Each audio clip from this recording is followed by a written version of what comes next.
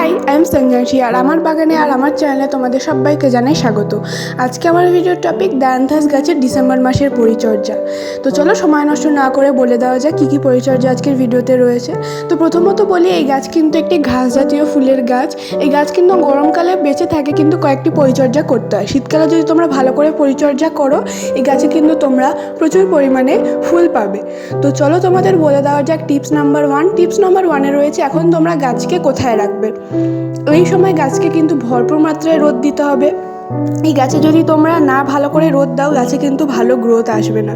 যদি ব্যালকনিতে থাকে অন্তত 4 থেকে 5 ঘন্টা রোদ দেওয়ার চেষ্টা করবে, নইলে কিন্তু ফুল তোমরা গাছে পেতে নাও পারো, কারণ এই গাছ কিন্তু খুব রোদ ভালোবাসে।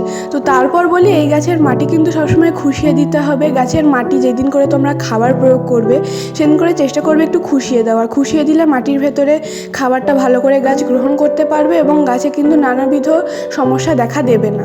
তো দেখো, মাটিটাকে ঝুরঝুরে আমি করে নিয়েছি খুশিয়ে। তো তারপর বলি, মাটি কিন্তু ময়েস্ট রাখবে। ময়েস্ট রাখলে কিন্তু গাছে খুব ভালো গ্রোথ আসবে। তো যারা যারা চাইছো গাছটাকে বুশি করতে, প্রচুর পরিমাণে ফুল নিতে চাইছো, তারা কিন্তু অবশ্যই এই সময় গাছের পিঞ্চিং করবে। দেখো, নখের সাহায্যে এরকম করে পিঞ্চ করে দিতে পারো, এতে গাছের কোনো ক্ষতি হবে না, বরঞ্চ গাছে কিন্তু প্রচুর পরিমাণে ফুল আসবে এবং গাছের ভালো গ্রোথ থাকবে। তো চলো বলি টিপস নাম্বার 2। টিপস নাম্বার 2-তে আছে এখন তোমরা গাছে কী খাবার দেবে। অবশ্যই যদি তোমাদের গাছে ফুল না ফুটে থাকে, সর্ষের খোল দেবে। সর্ষের খোলে থাকে নাইট্রোজেন, যা কিন্তু গাছের প্রচুর পরিমাণে বৃদ্ধি ঘটাতে সাহায্য করে। কিন্তু ফুল ফুটলে কিন্তু একদমই সর্ষের খোল দেবে না। তো যারা যারা চাইছো সর্ষের খোল না দিতে, তারা কী দেবে। তো দেখো, একটা গ্লাসে 1/2 চামচ মতন NPK 10-26-26 দিয়ে কিন্তু ঢেলে দেবে আমার মতন নিয়ে, কিন্তু এখানে 250 ml জল দেবে। বেশি স্ট্রং করবে না ফার্টিলাইজার, এরকম নিয়ে কিন্তু কয়েক ঘন্টা ভিজিয়ে রাখবে। তো ভেজানোর পরে তোমাদের বলে দিই, এখানে দেবে কিন্তু 1 চামচ পরিমাণ মতন গোবর সার। যদি গোবর সার না থাকে, ভার্মি কম্পোস্ট ইউজ করবে। সর্ষের খোল দিলে এই দুটো দিতে লাগবে না। আর যদি তোমরা সর্ষের খোল না দাও, অবশ্যই এই দুটো প্রয়োগ করবে।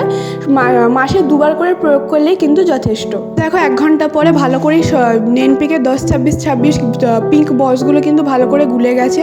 নিয়ে কিন্তু 125 ml, অর্থাৎ এই গ্লাসটার হাফ কিন্তু আমি এই গাছে প্রয়োগ করব। দেখবে যাতে ড্রেনেজ হোল দিয়ে জলটা না বেরিয়ে যায়। তো এই পরিচর্যাগুলি তুমি তোমাদের ডায়ান্থাস গাছে করো। আশা করি আমার মতন তোমরাও খুব হেল্পফুল হবে।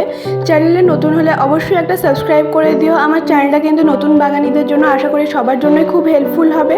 আর অ্যাবসলিউটলি ভিডিওটা মন দিয়ে দেখার জন্য তোমাদের সবাইকে জানাই থ্যাঙ্কস ফর ওয়াচিং।